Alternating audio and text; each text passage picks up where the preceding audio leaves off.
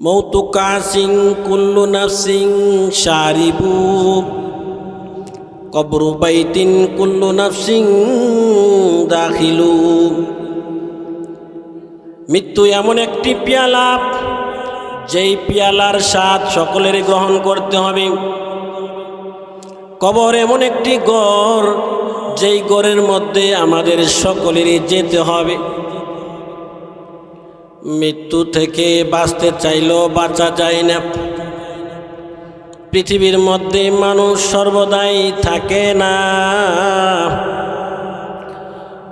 গুলাজে গুলশা জুদা গেস্তাম তরু তাজা নামি মানাদ আগার মানাদ সবে মানাদ সবে দিগার নামি মানাদ হিজাবে নো আরু সারা তোরে সৌহার নামি মানাদ আগার মানাদ সবে মানাদ সবে দিগার নামি মানাদ।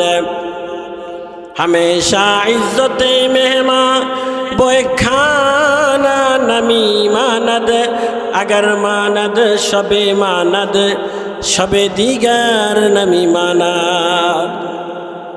कवि बोलें फूल सर्वदाई फुटন্ত থাকে না। ফুটন্ত ফুল এক রজনী থাকে, এরপরে জয়রা যা। একই মেজবানের বাড়িতে একই মেহমানের মেহমানদারি সব সময় একরকম হয় না। স্বামী স্ত্রীর লজ্জা এক রজনীর বেশি থাকে না। কবি বুঝাইতে চাইছেন ঠিক তেমনি মানুষও সর্বদাই জমিনে থাকে না। মানুষ যদি নাও চায় চলে যেতে হবে, সুখে যদি থাকে তারও চলে যেতে হবে, দুঃখে যদি থাকে তারও দুনিয়া ছেড়ে চলে যেতে হবে। বলে বিশাল রাজপ্রাসাদে থাকলে তারও চলে যেতে হবে, কুড়ে গোরের মধ্যে থাকলেও তার চলে যেতে হবে। ইয়া সাকিনাল কাসরিল মুআল্লা সাতদফানু আন করিবিন ফিত তুরাবি। কবি সতর্ক কইরা বলে, হ অট্টালিকায় বসবাসকারী ব্যক্তি সাবধান, তোমার কিন্তু অচিরেই মাটিতে দাফন করা হবে, কেহ থাকতে পারবে না, মরণ থেকে বাঁচতে পারবে না কেহ। মরণ থেকে বাঁচার জন্যে যত কায়দাই করুক না কেন বাঁচা সম্ভব না। আল্লাহ রাব্বুল আলামিন কোরআনে হাকিমে ইরশাদ ফরমান, আইনামা তাকুনু ইউদরিকুমুল মাউত ওয়ালাউ কুনতুম ফি বুরুজিম মুশাইয়াদা। আল্লাহ রাব্বুল আলামিন বলেন, ও পৃথিবীর বান্দার দল, বান্দির দল, তোমরা যেখানেই থাকো না কেন মৃত্যু তোমাদেরকে পাকড়াও করবে। যদিও মৃত্যু থেকে বাঁচার জন্যে মজবুত প্রাচীরের ভিতরেও আত্মগোপন করো না কেন, তোমাদের মৃত্যু সেখানেই হয়ে যাবে। মরণ থেকে যতই পালাও মরণ তোমায় লইবে গিরি। যদিও সুদূর আকাশ পানে পালাও সেটাই লাগাই সিঁড়ি। মৃত্যু থেকে বাঁচার জন্য কেউ যদি সাত আসমানের উপর চলে যায়, সেখানেও বাঁচার কোনো কায়দা নাই। মরণ থেকে বাঁচার জন্য কেউ যদি সাত জমিনের নিচেও চলে যায়, সেখানেও বাঁচার কোনো সিস্টেম নেই। মরণের সময় যখন আসবে বন্ধু, আল্লাহ বলেন, লা ইস্তাখিরুনা সাআতাও ওয়ালা ইস্তাকদিমুন। আল্লাহ বলেন, মরণের সময় যখন হয়ে যাবে বন্ধু, একটা সেকেন্ডও এদিক সেদিক করা হবে না। একটা সেকেন্ড মৃত্যুর সময় আসছে, যতই চেষ্টা করে, পুরা পৃথিবীর ডাক্তাররা মিলেও যদি চেষ্টা করে বাঁচানোর জন্য, বাঁচানো সম্ভব না। বলে টাকা পয়সার মাধ্যমে না, ক্ষমতা না, ক্ষমতা আপনাকে আমাকে বাঁচিয়ে রাখতে পারবে না, টাকা পয়সা বাঁচিয়ে রাখতে পারবে না বন্ধু। ও আমার মা বাঁচিয়ে রাখতে পারবে না, সকলেই আমাদের চলে যেতে হবে। তো মহান আল্লাহ যে এত সুন্দর একটা জীবন দান করলো অল্প একটা সময়, কেন দান করছে? আমাদের জীবনটা একেবারেই অল্প। আল্লাহ রাসূল বলেন, আমার উম্মতি মা বাইনা সিদ্দিনা ইলা সাবঈনা। আল্লাহর রাসূল বলেন, আমার উম্মতের বয়সটা 60 থেকে 70-এর মাঝামাঝি হবে। 60 থেকে 70-এর মাঝামাঝি আমাদের উম্মতের বয়স হয়ে যাবে। এই কারণে বয়সটা এত অল্প, এই কথার দ্বারা রাসূলুল্লাহ এটা বোঝান নাই যে 60 বছরের আগে মৃত্যু হবে না। 60 বছর আগেও মৃত্যু হয় কিনা বলেন, না হয় কিনা? ও যুবক, কত যুবক চলে যাইতেছে অল্প বয়সে, কত শিশু চলে যাইতেছে, কত মানুষ দৈনিক চলে যাইতেছে। আমার আপনার মরণ কোন দিন হয়ে যায় জানি না, চলে যেতে হবে নিশ্চিত, কোন দিন চলে যাব জানি না। তারপরেও মনে মনে ভাবি আরো বাঁচবো, আরো বাঁচবো। এটা মানুষের একটা অভ্যাস। এই কারণে রাসূল কারীম সাল্লাল্লাহু আলাইহি ওয়াসাল্লাম বলেন, ইয়াহরুমু ইবনু আদম ওয়া ইয়াশুব্বু মিনহু ইসনান। রাসূল বলেন, বনি আদম বৃদ্ধ হইতে থাকে, তার দুইটা জিনিস যৌবক হইতে থাকে। 1 নম্বর আল হিরসু আলাল মাল। বনি আদমের যত বয়স হবে মালের প্রতি লোভ বাড়ে।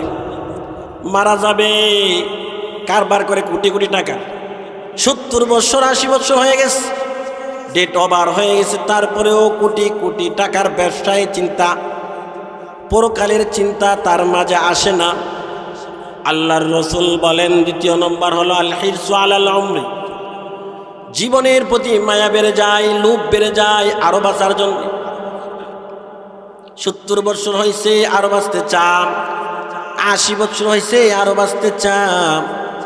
কত গুরুত্ব দিয়ে দিয়ে ডাক্তার দেখায়, কিন্তু নামাজের খবর নাই, রাসূলের সুন্নতের তরিকার খবর নাই। আছে না নাই? অনেক আছে। পা চলে গেছে কবরে, তাকায় রয়েছে ওই দুনিয়ার দিকে, 5 তলা বিল্ডিং করবে, বয়স কত বলে 80। কার জন্য করতেছে? কদম সোয়ে মারকাদে, কদম সোয়ে মারকাদে, নজর সোয়ে দুনিয়া। কদম সোয়ে মারকাদে, নজর সোয়ে দুনিয়া। कहाँ जा रहा है किधर देखता है। পা চলে যাইতেছে কবরের দিকে, রওনা হয়ে গেছে কবরের দিকে, যাইতেছে কবরের দিকে, কিন্তু কবরের খবর নাই। তাকায় রয়েছে দুনিয়ার দিকে, তাকায় রয়েছে ওই দুনিয়ার দিকে, দুনিয়ার লোভ লালসার দিকে, বিল্ডিংয়ের দিকে, নারীর দিকে, বাড়ির দিকে। এই কারণে আমার বন্ধুগণ একটু চিন্তা করতে হবে। এই যে জীবনটা মহান আল্লাহ আমাকে আপনাকে দান করছে, কেন দান করছে? আল্লাহ রাব্বুল আলামিন বলেন, আল্লাযী খালাকাল মাউতা ওয়াল হায়াতা লিয়াবলুয়াকুম আইয়ুকুম আহসানু আমালা। আল্লাহ বলেন, মহান আল্লাহ জীবন এবং মরণ সৃষ্টি করছেন কেন? বলে দুনিয়ার বান্দা বান্দীদেরকে পরীক্ষা করার জন্যে। যে জীবন পাইয়া কোন বান্দা আমি আল্লাহর হুকুম মেনে চলে, রাসূলের তরিকা অনুযায়ী চলে, আর কোন বান্দা আমার হুকুম মানে না, রাসূলের তরিকা মানে না। এই জন্য জীবন দান করছে মহান আল্লাহ। শুধুমাত্র ইবাদত বন্দেগীর জন্য আমাদেরকে বানাইছেন মহান আল্লাহ। আল্লাহ কি বলেন? ওমা খালাকাতুল জিন্না ওয়াল ইনসা ইল্লা লিয়াবুদুন। আল্লাহ বলেন আমি আল্লাহ মানব জাতি জিন জাতিকে বানাইছি কেবলমাত্র আমি আল্লাহর গোলামি করার জন্য। যে ব্যক্তিটা আমি আল্লাহর গোলামি করবে তার মতো জ্ঞানী এই জমিনে নাই। যে নাকি আমার গোলামি করবে না তার মতো পুরা কপালে জগতে না। এই কারণে আল্লাহর রাসূল সাল্লাল্লাহু আলাইহি ওয়াসাল্লাম ইরশাদ ফরমান আল কাইসু মান দানা নাফসাহু ওয়া আমিলা লিমা বা'দাল মাউত ওয়াল আজিজু মান নাতবা নাফসাহু হাওয়াহা ওয়া তামান্না আলাল্লাহ। আল্লাহর রাসূল সাল্লাল্লাহু আলাইহি ওয়াসাল্লাম ইরশাদ ফরমান জ্ঞানী হলো ওই ব্যক্তি যে নাকি তার জীবন পাইয়া তার নিজেকে নিজের নফসকে নিয়ন্ত্রণ করলো, নিজের জীবন নিয়ে ফিকির করলো, নিজের জীবন নিয়ে হিসাব করলো। অন্যের হিসাব সে করে না, অন্যের পিছনে সে লাগে না, সে নিজের হিসাব নিজে করে। চিন্তা করে হাই রে 60 বছর চলে গেছে কি করলাম, 70 বছর চলে গেলে জীবনটা কি করলাম, কবরের জন্য কি পুঁজি জমা করলাম। চিন্তা করে হাই রে আমার জীবনের মধ্যে নামাজের মতো গুণ আসেনি, আমার জীবনের মধ্যেই রোজার মতো গুণ আসেনি, আমার জীবনের মধ্যে রাসূলুল্লাহর তরিকা আছে কি। হিসাব লাগায়, নিজেকে নিজে হিসাব লাগাই, আর আখরাতের প্রস্তুতি নেই, আখরাতের আমল করে। ওই ব্যক্তিটা সবচেয়ে বেশি চালাক।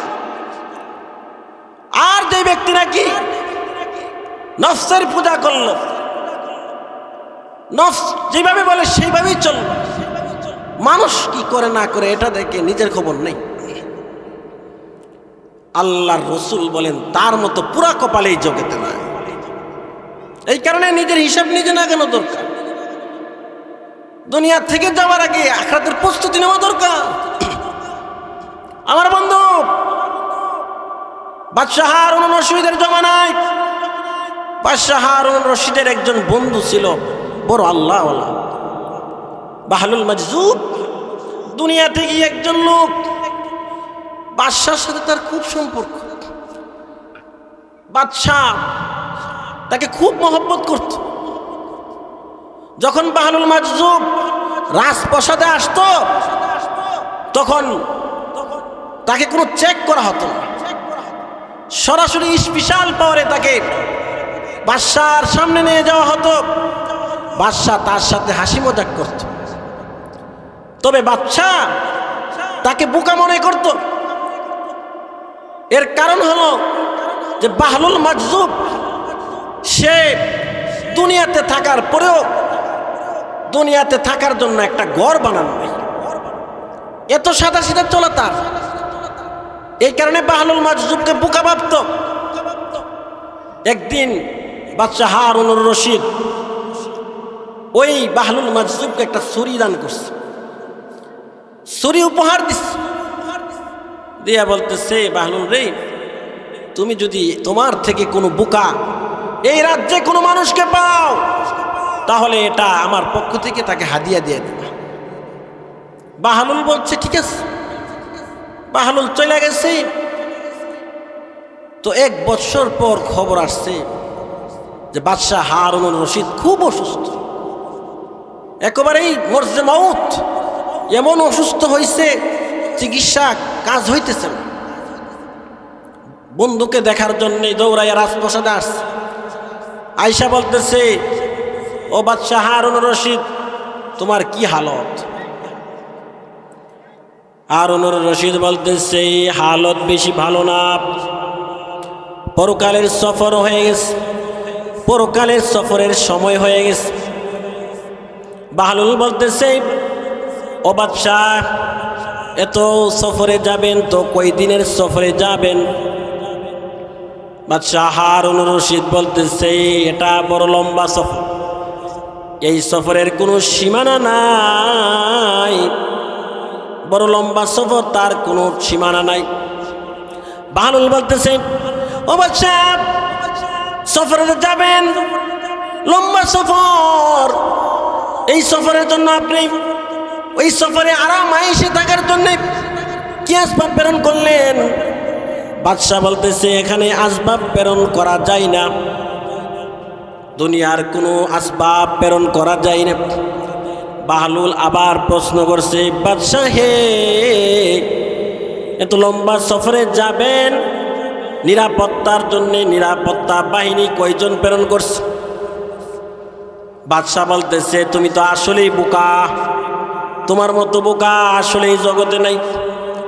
এটা তো এমন একটা জায়গা, কবর, এই কবরের মধ্যে দুনিয়ার কোনো লস্কর প্রেরণ করা যায় না, দুনিয়ার কোনো সম্পদ প্রেরণ করা যায় না। বাহলুল সঙ্গে সঙ্গে তার ছুরিটা বাদশার হাতে দিয়ে বলতেছে, বাদশাহ, 1 বছর আগে আপনি বলেছেন আমার চেয়েও কোনো বোকাকে পাইলেই ছুরিটা আমি তাকে হাদিয়া দেওয়ার জন্যে। আজকে আমার দৃষ্টিতে আপনার মতো বোকা এই জগতে নাই, এই কারণে আমি এই ছুরিটা আপনাকে হাদিয়া দিলাম। বাহলুল বলতেছে, কারণটা শুনেন, আমি আপনাকে দেখেছি ইতিপূর্বে অল্প সময়ের জন্য যদি সফর করতেন, 3 দিনের জন্য যদি সফর করতেন, ওই সফরে হাজার হাজার লস্কর পাঠাইতেন, আপনার নিরাপত্তার জন্য কত আসবাব প্রেরণ করতেন আরাম আয়েশে থাকার জন্যে। আজকে আপনি বলতেছেন এমন সফরে যাইতেছেন যেই সফর বড় লম্বা সফর, এই সফরের কোনো সীমানা নাই, এই সফরে একা একা রওনা করছেন, বলতেছেন কিছুই পাঠাইলেন না। তো রসুলের হাদিস মতে যে নাকি কবরের জন্য কিছু প্রেরণ করে নাই, সে হলো সবচেয়ে বড় বোকা। বাহলুলের কথা শুনে আর বাচ্চা হারুন রশিদ কান্না আরম্ভ করে দিস, কান্না করে করে বলতেছে, বন্ধু ঠিক বলছ, আমি আসলে দুনিয়ার মধ্যে পাইলাম, দুনিয়ার এই রাজত্ব পাইয়া আখরাত বইলা গেছি। বন্ধুরে, তুমি তো এই দুনিয়ার মধ্যে থাইকা আল্লাহর রসুলের অনুগত করে তুমি আখরাতের পুঁজি জমা করতেছো। বন্ধু, তুমি হলো সবচেয়ে সেরা জ্ঞানী। আমার বাসারুকের ভাইয়েরা বোনেরা, চিন্তা করুন একটু, মৃত্যুর সময় যদি কান্না করে, কান্নার কোনো দাম নাই। জীবিত অবস্থায়, সুস্থ থাকা অবস্থায় কেউ যদি কান্না করে, তো আল্লাহ তাআলা এই কান্নাটাকে খুব পছন্দ করে। কেমন পছন্দ? রসুল বলেন, মা মিন আবদিন মুমিনিন ইয়াখরুজু মিন আইনি দুমুন ওয়া ইন কানা মিসলু রাসিজ যুবাব মিন খাশিয়াতিল্লাহ ইসিবু শাইয়ান মিন হাররি ওয়াজহি ইল্লা হারামাল্লাহু আলান নার। আল্লাহর রাসূল সাল্লাল্লাহু আলাইহি ওয়াসাল্লাম ইরশাদ ফরমান, মুমিন আল্লাহর ভয়ে যদি কান্না করে, বলে মাছির মাথা পরিমাণও যদি কান্না করে, চোখের পানি ছেড়ে দে, এই পানিটা যদি গালে স্পর্শ করে, রাসূলুল্লাহ সাল্লাল্লাহু আলাইহি ওয়াসাল্লাম বলেন, এই পানির এত দাম, এই পানির বদলতে মান আল্লাহ রব্বুল আলামিন তার জন্য জাহান্নামের আগুন হারাম করে দেয়। সুবহানাল্লাহ। 1 ফোঁটা পানি, মাছির মাথা পরিমাণ পানি, তার জন্য আল্লাহ তাআলা জাহান্নামের আগুন হারাম করে। এই কারণেই তো আল্লাহ রব্বুল আলামিন কুরআনে হাকিমে কাদার কথা বলছে। আল্লাহ বলেন, ফালিয়াদহাকু কালিলাও ওয়ালিয়াবকু কাসীরা। আল্লাহ রব্বুল আলামিন বান্দা বান্দীদেরকে ডাইকা ডাইকা বলে, ও বান্দা বান্দির দল, বেশি বেশি করে কাঁদো, কম কম হাসো, কারণ দুনিয়ার জমিনটা কাদার জায়গা, হাসার জায়গা না। এই কারণে বেশি বেশি করে কাঁদা। যারা নাকি দুনিয়াতে কাঁদবে না, তারা ওই আখরাতে কাঁদবে, কবরে কাঁদবে, মৃত্যুর কালে কাঁদবে। রাসূল বলেন এমন কান্না করবে জাহান্নামে, বলে কান্না করতে করতে চোখের পানি শুকিয়ে যাবে। বলে চোখের পানি যখন শুকিয়ে যাবে, রক্তর স্রোত চলবে, রক্তের স্রোত এমন গতিতে চলবে, বলে চোখের মধ্যে এমন বড় জখম হয়ে যাবে। রাসূল বলেন এই জখমের উপর দিয়ে কোনো ব্যক্তি যদি নৌকা চালাইতে চায়, তাহলে সে নৌকা চালাইতে পারবে। এমন অবস্থা হবে যারা নাকি দুনিয়াতে কান্না করবে। দুনিয়াতে কান্না করলে মহান আল্লাহ তাকে আখিরাতে খুশিতে রাখবে। দুনিয়াতে সব করলাম, তওবা করলাম না, আল্লাহকে রাজি খুশি করলাম না, বলে মরণ থেকে শুরু হবে কান্না। মৃত্যুর সময় কাঁদতে হবে, কবরও কান্না করতে হবে, হাসরের ময়দানেও কান্না করতে হবে। এই কারণে আমার বন্ধু, দুনিয়া থাকতে থাকতে দুনিয়ার পুঁজি জমা করতে হবে। মরণের কালটা অত্যন্ত কঠিন একটা কাল। এই কালের মধ্যে কেহ আপন না, পাশে আত্মীয় স্বজন দাঁড়ায়, কেহ উপকার করতে পারবে একটু? বলে না। আমার কষ্টের অংশ কেহ নিতে পারবে? বলে না। আমার কষ্ট আমারই ভোগ করতে হবে। কি পরিমাণ কষ্ট জানেন? আল্লাহর রাসূল সাল্লাল্লাহু আলাইহি ওয়াসাল্লাম যখন মরজে মউতে আক্রান্ত, ইন্তেকালের কিছুদিন পূর্বে আল্লাহর রাসূলের অবস্থাটা কেমন হয়েছে একটু শুনুন। রাসূল করিম সাল্লাল্লাহু আলাইহি ওয়াসাল্লাম যখন অসুস্থ হয়ে গেছেন, তার পাশে একটা পাত্র রাখা হয়, এই পাত্রের মধ্যে পানি ছিল। আল্লাহর রাসূল সাল্লাল্লাহু আলাইহি ওয়াসাল্লাম পাত্রের মধ্যে হাত মুবারক দিতেন আর মুখ মুবারক মাসা করতেন। আয়েশা রাদিয়াল্লাহু তাআলা না দেখতেন, রাসূল বলতেন ইন্না লিল মাউতি সাকরাত, মৃত্যুর যন্ত্রণা বড় কঠিন। স্বয়ং রাসূল এই কথাটা বলতেন। ও বন্ধু, কি বুঝলাম? বলে আমাদের রাসূলের যদি পরিমাণ সাকরাতের কথা বলে থাকে, তাহলে বোঝা গেলে প্রত্যেকটা মুমিনের মৃত্যুর সময় কষ্ট হবে। তবে এই কষ্টটা আর কাফেরের কষ্টটার মধ্যে বেশ কম হলো এই যে এই কষ্টের মধ্যে একটা মজা থাকবে। এই কারণে অনেক সাহাবীর ঘটনা এমন আসছে যে মৃত্যুর যন্ত্রণায় কাতরাইতেছে, আবার বলতেছে মারহাবান বিল মৌতি মারহাবান, মৃত্যুকে অভিনন্দন জানাইতেছে। হযরত মুআয ইবনে জাবাল রাদিয়াল্লাহু তাআলা আনহু ছটফট করতেছে, আবার বলতেছে মারহাবান বিল মৌতি মারহাবা, হে মৃত্যু তোমাকে অভিনন্দন জানাই। হযরত ওমর ইবনে আব্দুল আজিজ রাহমাতুল্লাহি আলাইহি, ওনার যখন ইন্তেকালের সময় হয়েছে, ঘরের ভিতরে যারা আছে সকলকে বের করে দিচ্ছে, তোমরা বের হও, মেহমানগণ আসছে। সকলে বের হয়ে গেছে, ফেরেশতারা ভিতরে প্রবেশ করছে। হযরত আব্দুল্লাহ ইবনে মুবারক, হযরত ওমর ইবনে আব্দুল আজিজ রাহমাতুল্লাহি আলাইহি বলতেছেন মারহাবান বিল মাউত, হে মৃত্যু তোমাকে অভিনন্দন। সুবহানাল্লাহ বলতেন না? এই কারণেই তো রাসূল বলছেন আল মাউতু তুহফাতুল মুমিন, মৃত্যুটা মুমিনের জন্য তোহফা, উপটকন। কারণ এই মৃত্যুটা মুমিনের জন্য সর্বোচ্চ কষ্ট, এরপরে আর কষ্ট নাই মুমিনের। পাক্কা মুমিন যারা হবে, আশিকে রাসূল যারা হবে, আল্লাহওয়ালা যারা হবে, তারা মৃত্যুর পরে থেকে আর কোনো তাদের কষ্ট থাকবে না। মৃত্যুটা সর্বশেষ কষ্ট।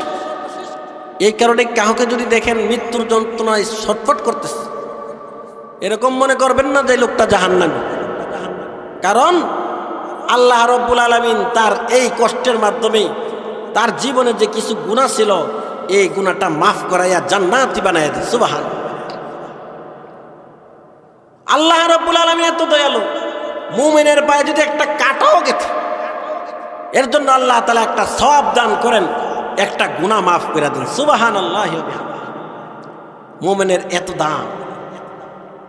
এই কারণে এক গ্রামের মধ্যে একজন মুমিন মুমূর্ষ অবস্থায়, আরেকজন ইহুদি মুমূর্ষ অবস্থায়। ইহুদি তার সন্তানদেরকে ডেকে বলতেছে, বাবারে আমার তো হয়তো জীবন শেষ, আমার একটা আশা ছিল। বলেন কি আশা? বলে আমার আশা হলো একটা বড় একটা মাছ খাইতাম।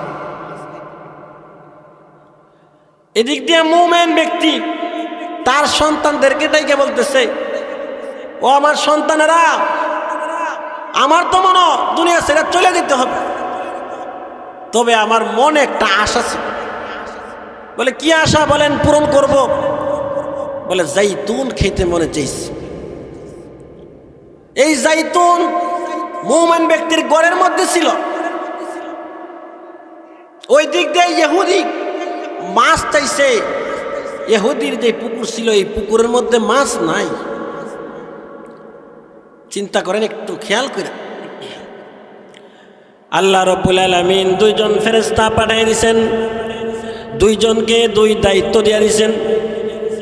একজনকে দায়িত্ব দিয়েছে, ও ফেরেশতা যা যা যা ইহুদি ব্যক্তির যে পুকুর আছে এই পুকুরের মধ্যে একটা মাছ ছাইরা দেই। আরেকজনকে দায়িত্ব দিয়েছে, ও ফেরেশতা যা মুমিনের বাড়িতে যা, মুমিনের বাড়িতে একটা পাত্রের মধ্যে জাইতুন আছে, জাইতুনের পাত্রটা ভাঙিয়ে দে। ফেরেশতারা আল্লাহর হুকুম সুন্দরভাবে পালন করছে। ফেরেশতা দুইজন আল্লাহর হুকুম পালন করছে ঠিক, কিন্তু প্রশ্ন ভিতরে মনে মনে। আল্লাহ তাআলার কাছে প্রশ্ন করছে, আল্লাহ গো ও মালিক, হুকুম করছেন, হুকুম মানলাম, কিন্তু ঘটনা বুঝলাম না গো আল্লাহ। আপনার মুমিন বান্দা আপনার ইবাদত বندگی করছে, নামাজ পড়ছে, কোরআন তেলাওয়াত করছে, কিন্তু তার শেষ আশাটা পূর্ণ করলেন না। আবার ওই দিক দিয়ে ইহুদি আপনার সাথে বেঈমানি করে করে সারা জিন্দেগি কাটাইছে, শেষমেশ তার একটা আশা ছিল, এই আশাটা পূর্ণ করে দিচ্ছে। আল্লাহ ঘটনা বুঝলাম না, বুঝতে চায়। আল্লাহ রাব্বুল আলামিন সাদ ফরমান, ও ফেরেশতার দল, আমি আল্লাহ মুমিনের জন্য জান্নাত বানাইছি। এমন জান্নাত বানাইছি যে জান্নাতের মধ্যে এমন এমন নিয়ামত রাখছি, যেই নিয়ামতের কথা পৃথিবীর কেহ কখনো শুনে নাই, যেই নিয়ামতকে পৃথিবীর কোনো চক্ষু দেখে নাই, যেই নিয়ামত, এমন নিয়ামত যেই নিয়ামতের কল্পনাও পৃথিবীর কোনো ব্যক্তি করে নাই। মালা আইনুন রাত ওয়ালা উযুনুন সামিআত ওয়ালা খাতারা আলা কলবি বাশার। আল্লাহ বলেন, এত সুন্দর জান্নাত বানাইছি, তো জান্নাতে আসতে হইলে আমল নামা পরিষ্কার হইতে হয়। ও আমার ফেরেশতা, আমার এই বান্দা দুনিয়ার জমিনে সুন্দরভাবে চলছে, তারপরেও মুমিনের কিছু না কিছু ভুল হয়ে যায়। আমি চাইছি আমার এই বান্দা পরিষ্কার হয়ে দুনিয়া থেকে আসুক। এই কারণে আমি আল্লাহ আমার মুমিন বান্দার আশা পূর্ণ না করে এই যে মনের মধ্যে একটা ব্যথা নিয়ে দুনিয়া থেকে বিদায় হয়েছে, এই ব্যথার বদলায় তার জিন্দেগির গুনাহ মাফ করে দিলাম। বলেন সুবহানাল্লাহ। পক্ষান্তরে কাফের কি কেন আশাটা পূর্ণ করলাম জানো? বলে দুনিয়ার জমিনে কাফের আমার নাফরমানি করতে করতে চলছে, বাকি ফাঁকে ফাঁকে কিছু কিছু নেক কামও করছে। এই নেক কাজের বদলা তো আমি আখিরাতে দিতে পারবো না, যেহেতু সে কাফের, তার ঠিকানা জাহান্নাম। এই কারণেই আমি আল্লাহ দুনিয়ার মধ্যে তার শেষ আশাটা পূর্ণ করে তার নেক আমলের যাজা দুনিয়াতেই দান করে দিচ্ছে। সুবহান, আল্লাহর হিকমত বুঝতে পারছি। তাহলে কি বুঝলাম আমরা? যে আল্লাহ যদি মুসিবত দেয় মুমিনকে, এটার মধ্যেও হিকমত আছে। মৃত্যুর সময় যদি কোনো মুমিনের কষ্ট হয়, এই কষ্টের মাধ্যমেও মহান আল্লাহ মুমিনের গুনাহ মাফ করে দেয়। সুবহানাল্লাহ বলেন। এই কারণে মুমিনকে যদি দেখেন কষ্ট করতেছে, তো পাশে থেকে সূরা ইয়াসিন তেলাওয়াত করে। মুমূর্ষ ব্যক্তির পাশে সূরা ইয়াসিন যদি কেউ তেলাওয়াত করে, আল্লাহ তার মৃত্যুটাকে সহজ করে দেয়। সুবহানাল্লাহ। এই কারণে আল্লাহ রসুল আরেকটা আমল দিয়ে দিচ্ছে। রসুল বলেন, লাকিনু মাউতাকুম লা ইলাহা ইল্লাল্লাহ। আল্লাহ রসুল বলেন, ও দুনিয়ার উম্মতের দল, কারো মৃত্যুর সময় যদি চলে আসে, তার আশেপাশে বসে বসে পড়ো লা ইলাহা ইল্লাল্লাহ, লা ইলাহা ইল্লাল্লাহ, লা ইলাহা ইল্লাল্লাহ। এইভাবে পড়া চাই আস্তে আস্তে। এরকম পড়বেন না, আদেশ করবেন না যে পড়ো পড়ো, কারণ সে তো অত্যন্ত কষ্টের অবস্থার মধ্যে আছে। পড়ো বলছেন, সে বলছে না পড়ব না, বেঈমান হয়ে যাবে। এই কারণে এই কথা বলা নিষেধ যে পড়ো, এই কথা বলতে পারবেন না। শুধু নিজে নিজে পড়বেন, আপনারটা শুনে সে নিজে নিজে পড়ে নিবে। এই হলো মাস্টার। মান কানা আখিরু কালামিহি লা ইলাহা ইল্লাল্লাহ দাখালাল জান্নাহ। আল্লাহর রাসূল বলেন, যেই বান্দার শেষ কালাম হবে, শেষ কালিমা হবে লা ইলাহা ইল্লাল্লাহ, সরাসরি মহান আল্লাহর জান্নাতে প্রবেশ করবে। সুবহানাল্লাহি ওয়া বিহামদিহি। আল্লাহর রাসূল বলেন, মানুষটা যেই অবস্থায় মারা যায় সে অবস্থায় উঠে। আল্লাহ পাক রব্বুল আলামিন শেষটা দেখে। ইন্নামাল আমালু বিল খাওয়াতিম, শেষ আমলের উপর নির্ভর হবে তার পরিণাম। এই কারণে কোনো ব্যক্তি যদি প্রথম যুগে খারাপ থাকে, শেষ বয়সে ভালো হয়, এটা ভালো গুণ, কারণ তার প্রতি আল্লাহর দয়ার নজর হয়েছে। এই কারণেই তো ভালো হয়েছে, কারণ শেষটাই তো আল্লাহ দেখবে। ইন্নামাল আমালু বিল খাওয়াতিম, শেষ আমলের উপরে নির্ভর করবে তার পরিণাম। শেষ আমল যদি ভালো হয় তার পরিণামও ভালো, শেষ আমল যদি খারাপ হয় তার পরিণামও খারাপ। কারণ যেই অবস্থায় যে ব্যক্তি মারা যাবে ওই অবস্থায় তাকে উঠানো হবে। রাসূল বলেন, মান মাতা আলা শাইইন বাসাহুল্লাহু আলাইহি, যে ব্যক্তি যে অবস্থায় মারা যাবে সে অবস্থায় তাকে উঠানো হবে। ও বন্ধু, কেউ যদি হজ করতে করতে মারা যায়, তো কবর থেকে যখন উঠবে তখন তালবিয়া পড়তে পড়তে উঠবে, লাব্বাইক আল্লাহুম্মা লাব্বাইক বলতে বলতেই কবর থেকে উঠবে। যে ব্যক্তি লা ইলাহা ইল্লাল্লাহ পয়রা দুনিয়া থেকে বিদায় হবে, তার ঠিকানা জান্নাত। রাসূল বলেন, মান ক্বালা লা ইলাহা ইল্লাল্লাহ ইবতিগা ওয়াজহিল্লাহ খুতিমা বিহা দাখালাল জান্নাহ। মান সাল্লা ইবতিগা ওয়াজহিল্লাহ খুতিমা বিহা দাখালাল জান্নাহ। মান সামা ইবতিগা ওয়াজহিল্লাহ খুতিমা বিহা দাখালাল জান্নাহ। মান তাসাদ্দাকা ইবতিগা ওয়াজহিল্লাহ খুতিমা বিহা দাখালাল জান্নাহ। আল্লাহ রাসূল বলেন, যে ব্যক্তি কালিমা পড়বে আল্লাহর সন্তুষ্টির জন্য, কালিমার পরে মৃত্যু হয়ে গেছে, আল্লাহর রাসূল বলেন তার ঠিকানা জান্নাত। নামাজ পড়তেছে আল্লাহর জন্য, কার জন্য বলেন? আল্লাহর জন্য। আল্লাহর জন্য নামাজ পড়তেছেন, মারা গেছে, রাসূল বলেন তার ঠিকানা জান্নাত।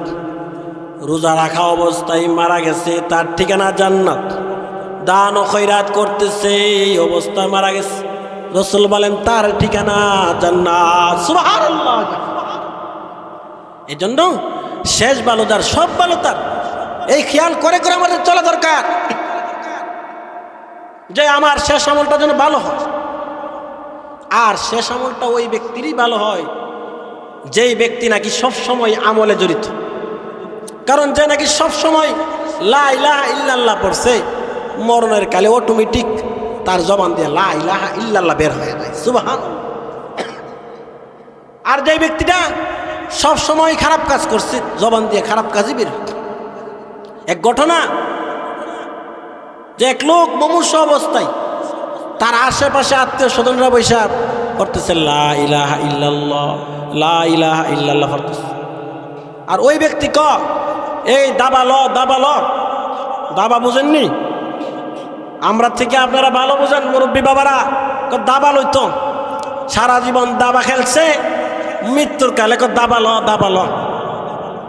আরেক ব্যক্তির ঘটনা কিতাবে উল্লেখ করছে যে সকলে পড়তেছে লা ইলাহা ইল্লাল্লাহ, লা ইলাহা ইল্লাল্লাহ।